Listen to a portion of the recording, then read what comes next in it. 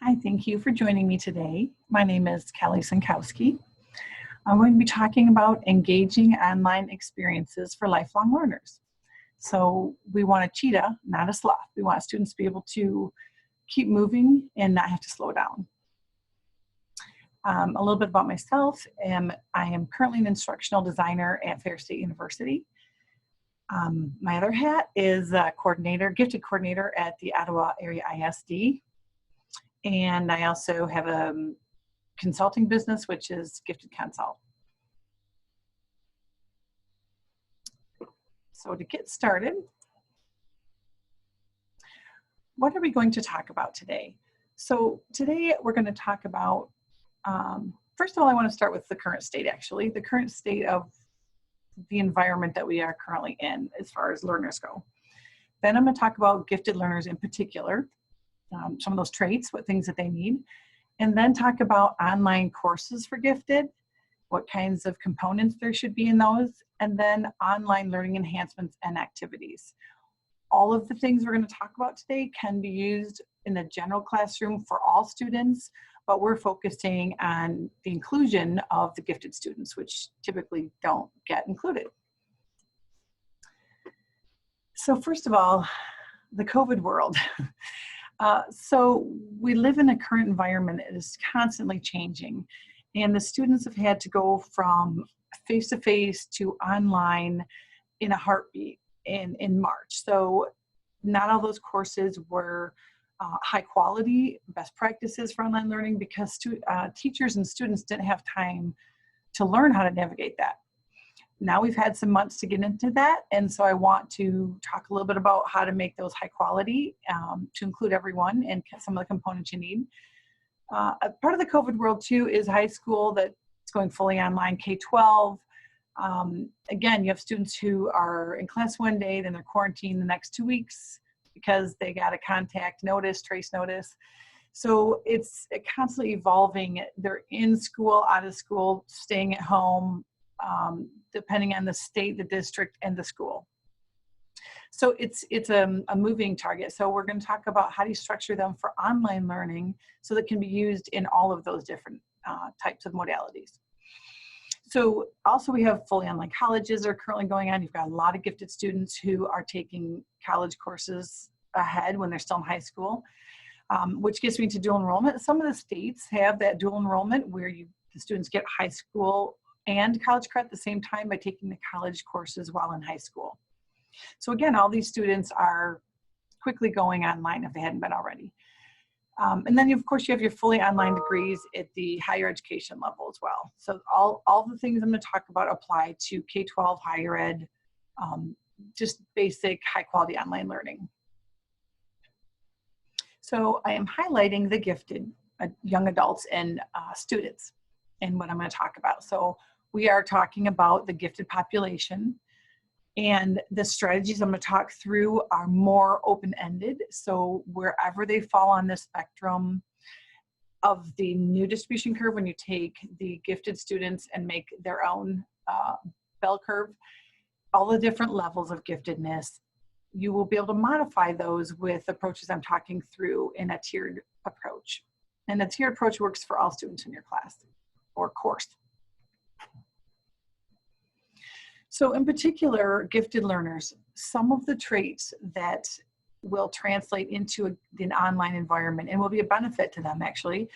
The online benefit will help gifted learners because many of them are visual spatial learners, and the Gifted Development Center and Dr. Linda Silverman have done a lot of research in the VSL students.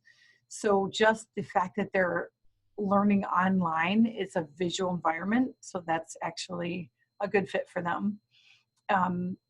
Generally, if it's structured correctly in a high quality course, it's a fast-paced course. So some of their characteristics is they like to learn fast-paced. They like to learn at their own pace.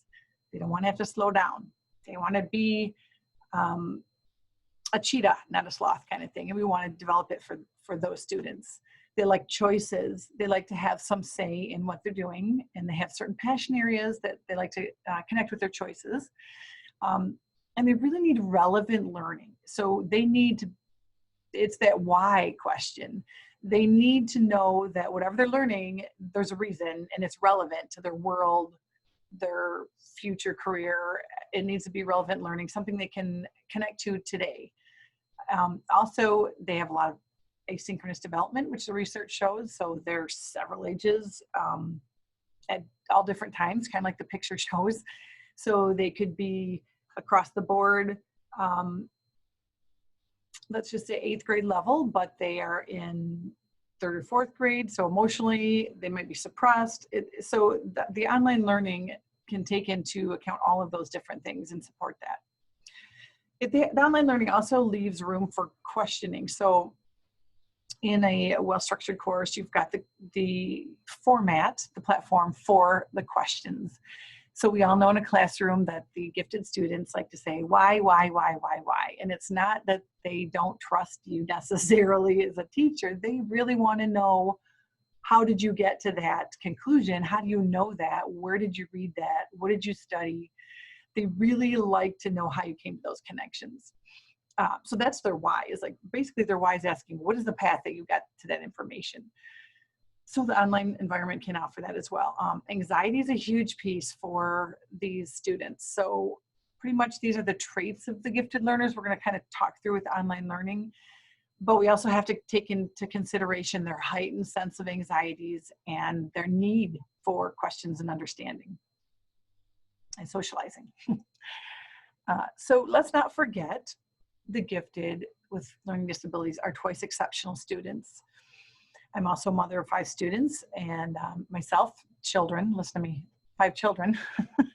And they are various students, different ages, but definitely have, many of them are the twice exceptional students. So I understand this as a parent as well as an educator. So you can be gifted and ADD, ADHD. However, I do want to preface many times there's a misdiagnosis of this as well, of the ADD and ADHD with gifted students, but you do get the small population that actually has that. They have Asperger's, so they really do need to have some kind of social interaction so that they learn how to navigate the social realm, because it's not necessarily intuitive to them like other things are intuitive to them, or like the social interactions are intuitive to the rest of their peers, the rest of the population. They have auditory processing disorder. They could even have visual processing disorders. Clinical anxiety disorders is very rampant in the gifted population. And I don't know that it's necessarily a disorder. It's just the way their minds are amped up. Everything is amped up, but compared to the general population, it appears to be a disorder. So that's what we categorize that. They can be dysgraphic, dyslexic, the reading, or even dysgraphic, poor handwriting, even just dyspraxic, these kinds of things, even not knowing where they are within their spatial realm, bumping into things that are right in front of them, kind of thing. So there's a lot of the disabilities that can get in the way, but actually online learning can address those. And we need to also bear in mind that not too many people in the typical schools even understand that gifted, let alone that you can be gifted with the learning disabilities. That's called 2E, twice exceptional. Both of those terms, you can find information if you research it. But the interesting piece is that the study, this recent study that I'm referring to, which is on the slide, references the fact that 15%, up to 15%-ish of the population of gifted have learning disabilities, where it's only around 4% of the general population. So it's something we really need to pay attention to, because the giftedness can mask, and their coping skills can mask their other disabilities. So we need to keep an eye out for that, so they don't tank in 9th grade or 8th grade or 10th grade, or even the first year of college if they've never had those accommodations in place. So online and gifted, I mentioned a little bit about this on the other slide. So the online environment itself is a very visual environment. So that's actually a benefit to those who are VSL learners. So it addresses those needs and that type of learning in a well-designed online course. The content needs to be available so they can move through it quickly. They're fast-paced. It's fine if a student goes ahead in learning. Learning is about mastery of content. It shouldn't matter how fast that they can get through things. They also need it to have more breadth and depth, more open-ended, that they can take it to the level that they're interested in and answer all the questions they have going on in their heads about the different content. They'd like to have the self-directed learning so that they can self-pace, as I mentioned. Choices in assessments or activities like choice boards. There's all kinds of different ways they can show mastery as far as, it's not necessarily always a paragraph or a paper or quiz. You've got the PowerPoint, you've got a game-based assessment. It could be poster board showing, and all these things can be done online as well, because they can take a picture and then share it or do a presentation of the product that they did. So just a variety of choices for them to be able to assess, but also the activities that they're learning so that they stay engaged and they participate. You don't want them to check out and underachieve and say, I know this stuff, I don't want to do the homework.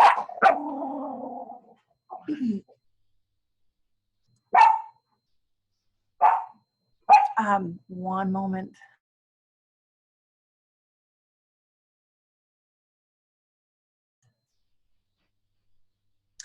Okay, so that's the interesting part of working at home. Apologies.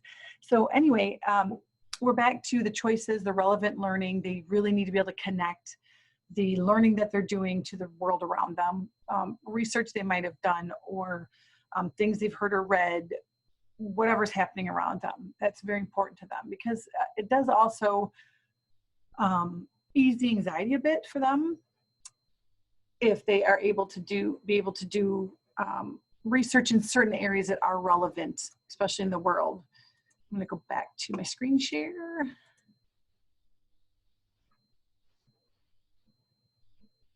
Okay. Asynchronous development, again, there's several ages simultaneously. So online learning can allow for their strengths and their weaknesses in those different areas, and it also can support their weak areas. So there's, if you have tiered assignments and activities, there's room for them to be able to be several ages simultaneously in the online environment, so that they can perform at the levels that they can perform, but then have their other areas brought back up. Questioning, again, it's an environment that needs to be designed so that the students have a way to ask their questions, whether it's to their peers or to the teacher, instructor. They need to be able to get these questions answered. That kind of feeds into the anxiety piece. You need to understand how difficult it is for these students to even ask a question in the first place. Their anxiety makes it difficult for them to be able to do that. So if they do ask a question, you want to keep those that communication open with them, that they're comfortable asking. Invite them into maybe you have a discussion forum in your course that's just for instructor questions. Maybe there's one that's just sharing information to fellow students about whatever, current events. Just somewhere that they have a platform that they can get this out and communicate. So that's your anxiety piece as well. The digital communication can help them, because a lot of times students are anxious to share, especially as they get older and they've learned that answering the questions all the time isn't necessarily invited. Unfortunately, that happens in schools where you need to hear from other students, and they might get the feeling that that's not necessarily a good thing. So when they get in the older grades, it's more difficult, even by middle school, to pull that out of them, to get them to participate. So that can help too if you have this kind of environment where it's a asynchronous communication. You know, they post one time and they can respond to somebody later. It's not face-to-face for them. But it also teaches them those social skills that they need. There's certain ways that you, there's an etiquette, right? There's certain ways that you politely can disagree or support somebody, and what kinds of things that are appropriate for online communication. So it's good for them to learn the social piece as well. Learning disabilities. So online learning really allows for the accommodations. It levels the playing field for those with disabilities. They look like everybody else. They're at their computers like everybody else, but they can have their accommodations on screen at the same time. So it can level the playing field for them as well. And that can boost their confidence as well for participation. Next slide. So considerations for online learning. I'm going to talk through quality online learning. So quality course design, what kind of things do you need to have in your courses? Again, this can be used from any age, elementary up to higher ed, or even community courses. If you're a parent, these are things you can take to your teacher for things that might help.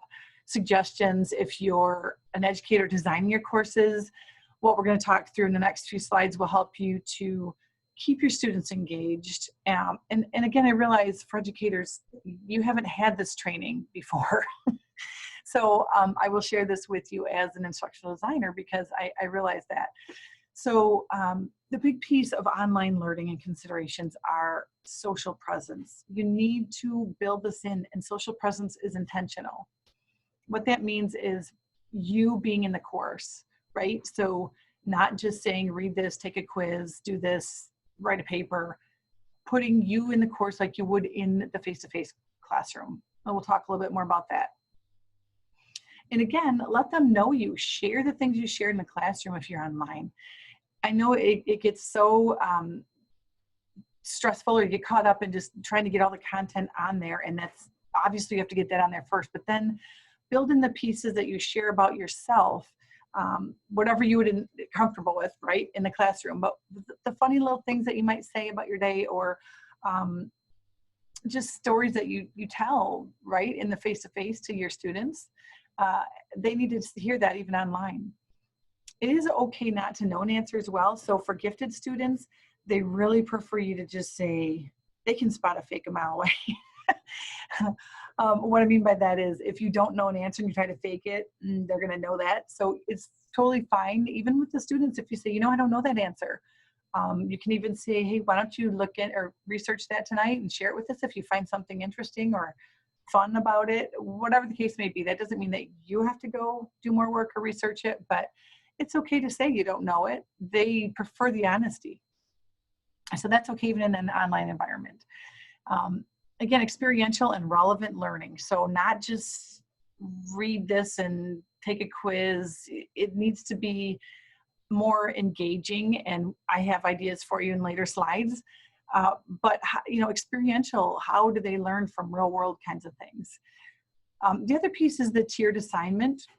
So if you're in K-12, your state probably has MTSS requirements, and a lot of that is tiering the assignments. And don't forget the high ability and the gifted students. They also need to be included in those tiered assignments. And the tiered assignments also can be used for the different levels of gifted if you teach strictly a gifted classroom or course. So that's just, again, allowing the different levels that are needed for their learning levels. Also, for considering teaching online for gifted students is finding ways to build in the ability for them to pursue their passions so that they have choices in their assessments or their topics or their papers, so that it's, you know, an option for them of whatever they're into. They can be into World War II this week, and then in a month or 3 weeks, they're going to be into military strategies. They might be into dinosaurs because they've discovered new ones. I mean, they really like to dive deep into different topics, and they can switch quickly. So it's nice to have the choices on the topics that they're being assessed on, as far as writing about or researching or presenting about. So they can really show you their strengths and the ability to shine, but also obviously meeting your course objectives, right, for your assessments, things like that, how to build that in. So again, just mentioning on the slide to just be sure to accommodate the giftedness along with the learning disability if there's a disability that has been identified. So social presence, what do I mean by that? What I mean by that is to bring you to your course, right? So it's very helpful if you do some kind of welcome video. It can be from your smartphone. It doesn't have to be, you know, Zoom with a fun virtual background, but it could be. I mean, whatever it is that expresses you, sharing pictures with them of places you've been, anything like that, that you can just share briefly to explain, you know, introduce yourself like you would literally the first day of a class, right? That's what you can put in your welcome section in your course that they can go back and forth and watch again if they want to later. It is really helpful to do those kinds of things for them and kind of talk about what they're going to be expected to do in this course or in the class, or how many times you expect them to check in or post, those kind of just expectations that you would talk about in front of your class the first day. Kind of the protocols. But several ways for students to ask questions. I mentioned this earlier. You might have a discussion forum. You might schedule an online chat every 3-4 weeks, whatever it is, to get them face-to-face. Do remember though, for online courses, it's really difficult to sit through Zoom for an hour. It's so hard. Even for you listening to this, usually I chunk videos when I do online courses. I would never put a 45-minute video in a course and expect them to watch it. It's just really difficult. This is just the format we have to use right now for the conference, but make sure you chunk your information too. But make sure you are in your course. So share your stories. If you're gonna do your videos, chunk them into, for instruction, your instructional videos, chunk them into 10 to 15-minute pieces. It doesn't matter if you ask them to watch 3 or 4 videos, video 1, 2, or 3, but it's just chunking them so they can take breaks, those kinds of things, get their wiggles out, get a snack, whatever the case may be, and this keep going for your class instead of getting exhausted and having to stop for a while. What else? Oh, weekly announcements. It'd be super great for them if you could add even just a 1 minute once a week in your course. Like, hey, we're going to talk about this week. At the end of the week, you're going to do blank, make a PowerPoint or whatever the case may be. It's kind of nice for them to see the big picture, and then they can do the chunks each day of the week. But again, it's just putting your face in front of them. 1 minute videos are fine for just checking in kind of thing. So just different kinds of ways they can ask you questions, whether you have office hours or they email you, or maybe the online chats are just to answer questions about how the course is going, different assignments. Do they understand where to find things? So those kinds of things, kind of checking in. I already mentioned the synchronous online chats. Yeah, so you can tell them too, how do you want them, your preference of how you want them to contact you if they do have something they're struggling with for an assignment. Would you prefer email? Do you prefer the course discussion or chat? Whatever it is that works for you. So best practices. Best practices for teaching online, which are HLC, Higher Learning Commission aligned, ISTE aligned, which is the technology standards for K-12. So what I would suggest first for teaching best practices is mapping out your course. This could be as simple as an Excel spreadsheet, or something as the sheets on Google Drive.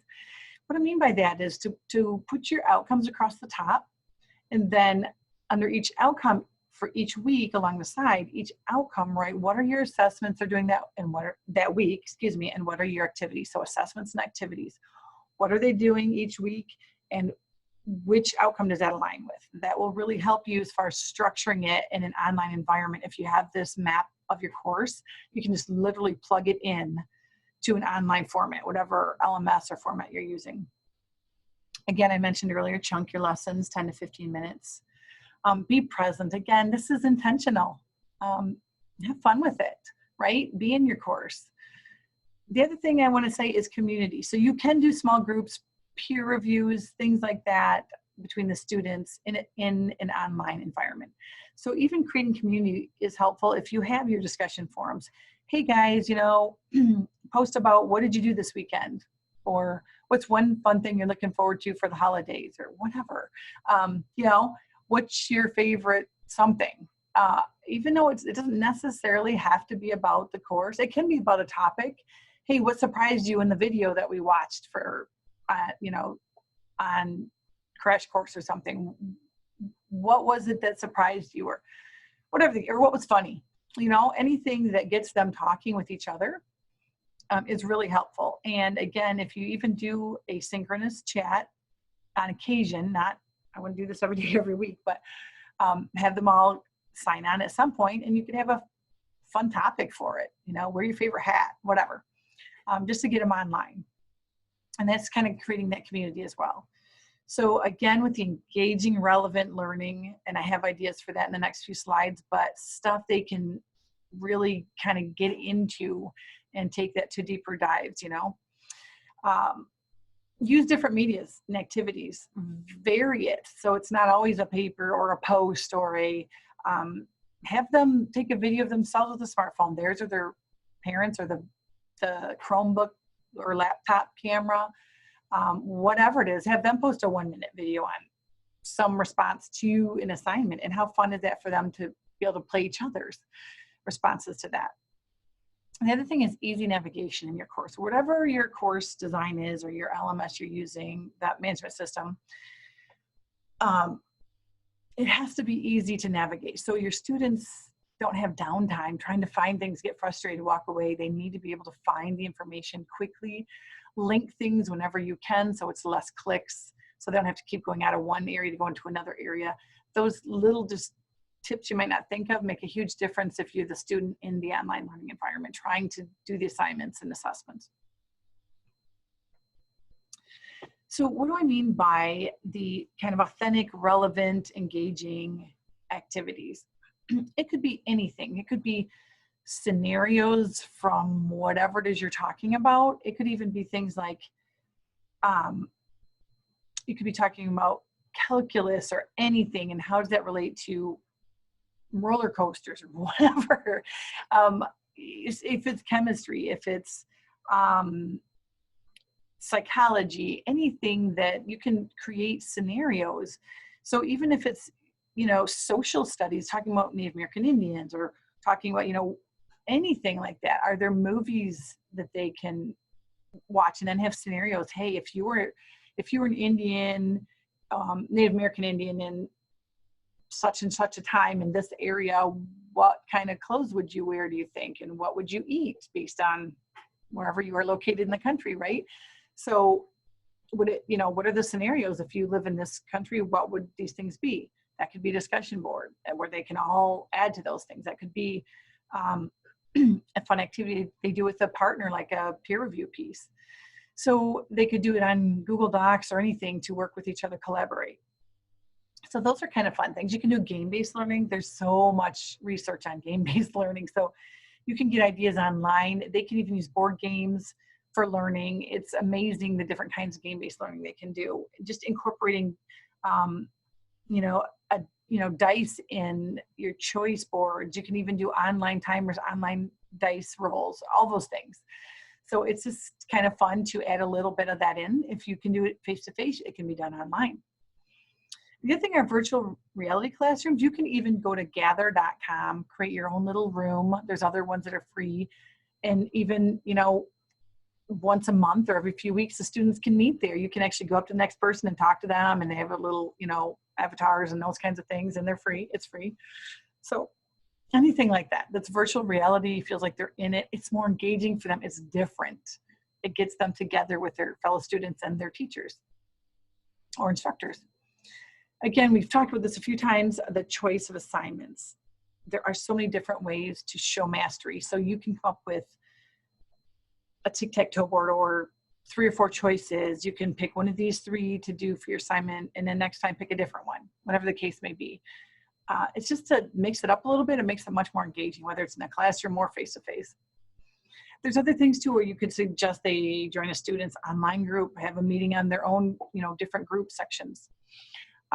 But other ideas for student-to-student activity, again, this is building community as well. And I mentioned peer review assignments. You could interview a classmate. You could actually interview somebody outside of school, someone in the community it's relevant learning to whatever topic you're talking about.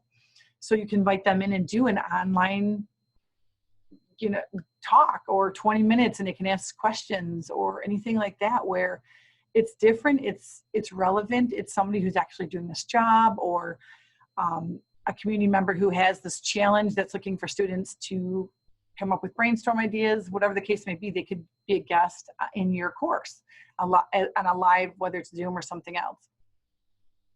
So you can do things in partners or groups. They can go outside and take pictures of nature or people when they're out with their family at restaurants or the mall or whatever the case may be, and then share that. Take a picture of something and share that. So it's relevant to, all of a sudden their students are like, hey, this does matter in my life when I'm learning, because here's an example. Maybe they're doing basic math. Take a picture of somewhere out in the world when you're out there that shows math. It'd be really fun to see all the different kinds of things that you get from your students. Makes it more fun and engaging. Again, that relevant learning. You can do role playing. You can say this week or today, so these group of kids or students are going to be this role. These students are going to be the other role. They can debate. They can go back and forth and do the whole compare contrast. They can do supporting sides, whatever the case may be. But that's kind of fun too as an assignment. And that could all be virtual, as far as you can just create that yourself. They can add things to a Google Doc or whatever the case may be. They don't have to be synchronous to do that. That can just be a collaboration. Again, we talked a little bit about that already, the scenario discussion boards. Have them just keep adding to each other's discussions and their threads. So online learning enhancements. Other ideas that you can do, that it doesn't always have to be just yourself talking in a video, right? You can do things like TED Talks, all kinds of topics on TED Talks for all ages, or it's educational options. There's so much you can search for that, and they're really interesting and fun and really thought-provoking. And many of them are short. And if you do it on YouTube, you can actually snip it. You can do this with movie clips, which that's super engaging for students of all ages. Is if you snip some movie clips, you can do that on YouTube, even snip some. You can use Snippet, but you can do that for TED Talks and just have them do watch 10 minutes of it or 5 minutes of something. And how do they think that applies to the learning? Or, it's just different supportive learning that's outside of just the book or whatever content you're sharing, but it supports that. So it's a scaffolding. And it's much more engaging, and they're so used to learning everything with videos right now. That's the way their brains are wired, especially these visual spatial learners. And I think this generation is becoming even more visual spatial, even if they may not be necessarily born that way. It's the world they live in. They're constantly on these short videos. So using that for learning develops those different thought processes for lifelong learning for them, because you're making it relevant and you're in their world, and they're saying, hey, I actually can use this for education, not just, recreation kind of thing, for fun. So again, I mentioned earlier too, you can do these interviews online with people, have live guest speakers. Again, I wouldn't have them talk that long, leave a lot of question and answer and ideas, but they can share for 20 minutes, and then you can do that. The Khan Academy, so there's different things you can pull on those for, which is pretty common, I think, now. But Crash Course, if you haven't seen Crash Course on YouTube for any age, they have different things like organic chemistry and just really some fun topics and cool videos for students, and it's all relevant learning. They're educational, so you can find any topic, grade levels that you want to use. So that's really fun. There's a lot of YouTube educational videos too. There's case studies, there's examples of things you're sharing, lessons. So here, one example is to go look up digital citizenship. Digital citizenship should be a part of everybody's, I would put that right in their course. If you have an online course, should be a part of all their learning. That also hits all the standards for it. So digital citizenship, you can just plug in a child-appropriate, grade-appropriate, age-appropriate video that's already been created for teaching digital citizenship to whatever age level you're at. So that could be a fun one for you to go try it on your own and go look up what you can find on that. So online activity ideas. Again, I mentioned the crash courses, but so many of these, there's so many out there that already have, they're reputable, and they already have the age and grade and subject that you can search by. So people forget about these, like National Geographic Education, fabulous website that has units, lessons, activities They have grade level that you need. They have ESL options, and all these you can plug in instead of recreating it all. Smithsonian, same thing, search by grade, lesson plans, resources. You can do that even with your standards, right, by states if you're trying to hit certain standards. So fabulous websites that you can use for little lessons that, again, breaks up their learning on different things. It's engaging. Poll Everywhere is just a fun one that can't see it very well. It's just polleverywhere.com. All these are free, by the way, that I have up here. And there's so many others, just wanted to get you started. But Poll Everywhere is a fun one that if you just want to take a poll of it, you know, even if they're online on Zoom or anywhere, if you just want to take a poll of just a fun question to engage them, get them back in, like, hello, come back here, you know, re-engage kind of thing. Those are just a fun ones that you can do, and they can watch the results roll in. You can even set up a time, hey, at this time or this day, that morning, go to the class and fill out your poll and let me know blank what you learned yesterday in your day, whatever it is, just to kind of, or what did you have for dinner, just to get them talking. A crash course is one I mentioned in the previous slide, kind of gave that away already, but very high quality educational videos. And there's all kinds of topics, which for gifted students is fabulous because it's that reaching, that broadening of the subject that they crave so much. You can even refer them to that if they're doing any kind of research for their own projects that they've self-selected in an area. They can look up in any of these websites as well, and you know they're reputable. So just some suggestions to kind of get you thinking, get you started. I would love if we were face-to-face to take a minute and have you pull up your devices and choose one of these, or go to YouTube and search for digital citizenship and see what shows up. Look up crash course, any of those. If we were face-to-face, I would pause and have you take a look at something to just look it up, see what you find.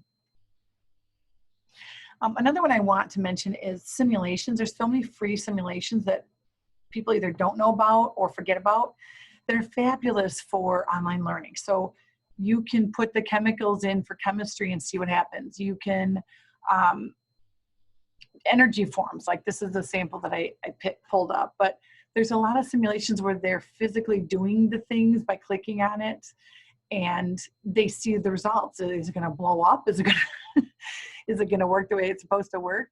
So don't forget about simulations to really make it fun, and it can really replace lab time too, if you have anything that is, you know, labs are helpful. But even if you're talking about growing plants, how much water and sun and those kinds of things are much more fun and stick better and are more engaging if they're doing something. And these simulations are interactive. So you can even ask in a question, how many times did you have to run to get your plants to survive, or whatever the case may be. But it's really very engaging to whatever it is that you're learning, chemistry or plants or whatnot. So you can search those and just kind of see, and they're pretty simple for any age. You just click on the different things. It's based on how far you want to take it in your content. So simulations are a great one. Colorado EDU has a lot there too. A couple different sites there in the page.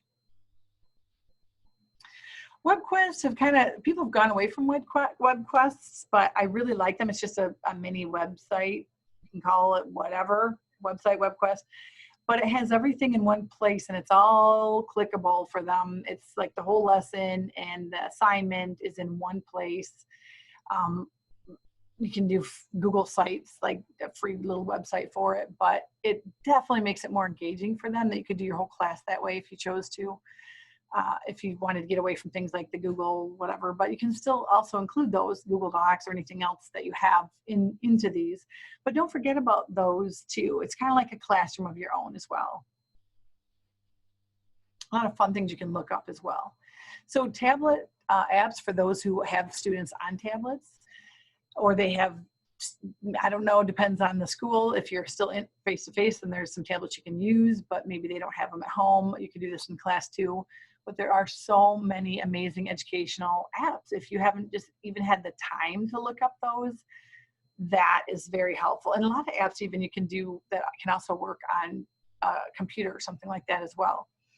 but maybe put one in your course, you know, or in one simulation or something, just to change it up a little bit for a variety and keep them engaged and participating in your course, so they don't drop off into no man's land and you don't see them for a while.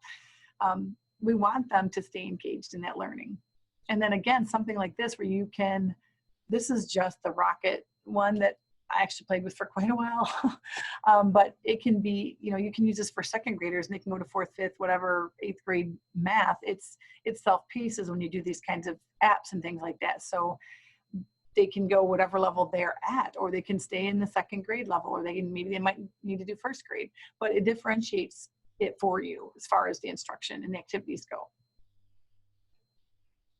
So another nice benefit to working online is there are so many extensions and Chrome apps that really help students who have the disabilities. You can do something like turn out the lights and get rid of the ads if they're ADD, or if they just plain get distracted because they're at home. You can do ad block. You can do read now, that gets rid of everything but what you need to read on the sites. So there are a lot of different things you can do if you have a Chromebook, and or even any laptop or computer if you're using Chrome itself. Again, you can do iPad apps and settings as well that have a lot of these you can build right in.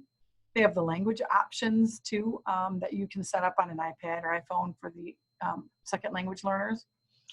Speak It, they can read it for you, read aloud. A lot of things have it. Google, it's Chrome. Chrome has that if you want that to be spoken. So Google Docs as well. You can do all kinds of different things. So if they have difficulty typing, they can do voice to type.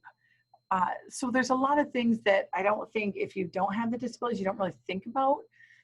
But keep in mind, for those that do, these apps and these settings are available for the students out there to use. And again, it kind of levels that playing field for them to be able to participate like everyone else. So I would love it if you would take a moment, because nobody can listen very well for an hour.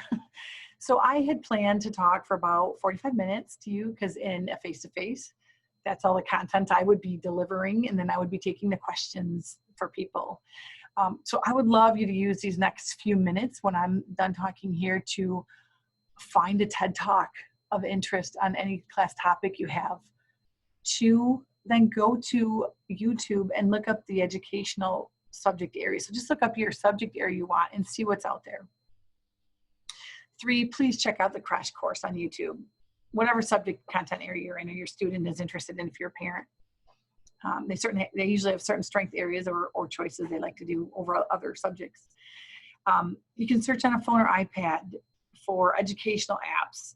You can literally just put in educational apps in there and find those. And there's so many that even students can do when they're at home, that maybe they are struggling in math or reading, and you just find a fun game app that they can just play on the iPad or phone.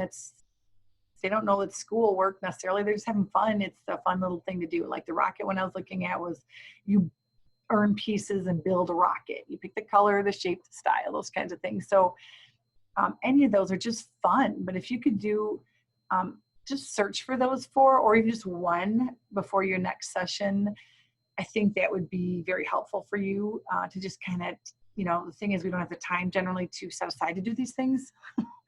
So I think it would be very beneficial for you to be able to do that, is take a moment to take the time and look at that stuff. So a little recap, just for gifted learners, what works for gifted learners works for the whole class, but it's actually now including gifted learners. Online is so helpful for them if it's structured with the needs that they have, and using best practices is offering them the choices for assessments that still work, making things relevant, the learning relevant, you being present with your videos, your welcome, occasional face-to-face things with their classmates, building in peer reviews or group work, just so that they have that interaction piece, and it's a lot more engaging, but that participation, so again, they don't drop off. But just to have all those components in there, it's easy to do once you're thinking in that mode. but just to kind of make it more engaging for them.